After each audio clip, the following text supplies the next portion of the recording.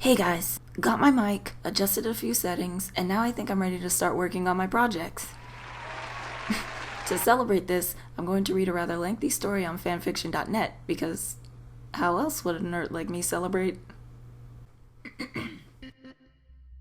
Karen knew he was an idiot.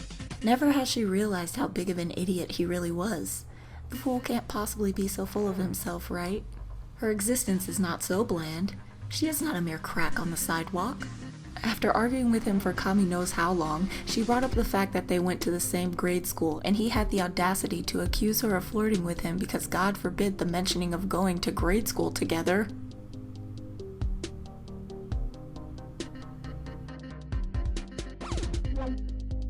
In no way, shape, or form was she trying to get closer to him, and so, for the rest of the period, she glared at the back of his head. She earned a questioning glance from Ururu, but paid no mind to it. His accusation bothered her more than what she'd admit. Like hell I was flirting with him, she growled under her breath. The so-called genius might as well tell her she's playing hard to get while he's at it. She won't be surprised if he does. Maybe it was a joke, Hiyori suggested, taking a sip from her juice box, obviously entertained by the turn of events. Well, it wasn't very funny. Because being accused as a flirt was an insult beyond insults. She has no time to think about something so pointless. He has no right telling me such a thing. Of course he doesn't, idiot.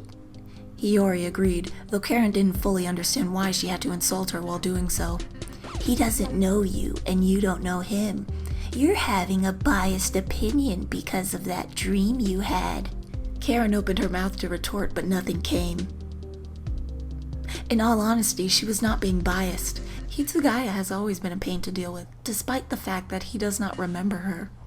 He's always been distant and cold, with a glare that is rumored to send chills down one's spine. Only once has she spoken to him, and since then, she vowed to never speak to him again. He attracted too much attention to himself because of his abnormally white hair, and he was annoying in her opinion. But now, he's become a womanizer. The blonde blinked. What? He's a womanizer, she repeated. Ever since grade school, every time one of the girls would confess to him, he would turn them down right on the spot, and as time went by, he would actually go out with them, but he never took any of them seriously. She paused, grabbing her stuff as she prepared to go home. Now every girl thinks he belongs to everyone. Hiyori grinned. You sound like a jealous ex-girlfriend. She scoffed at the idea. There is absolutely no way she was jealous. She'd rather spit fire.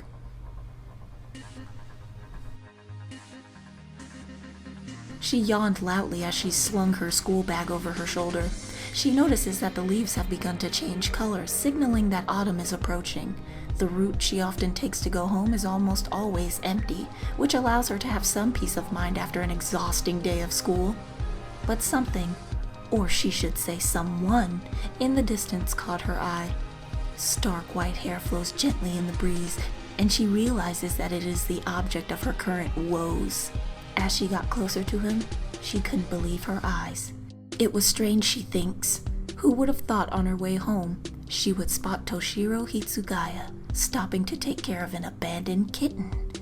Question mark.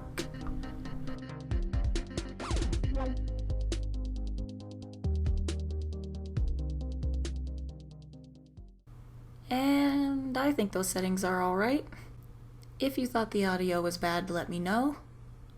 And if you thought the story was bad, tell fanfiction.net. I don't care.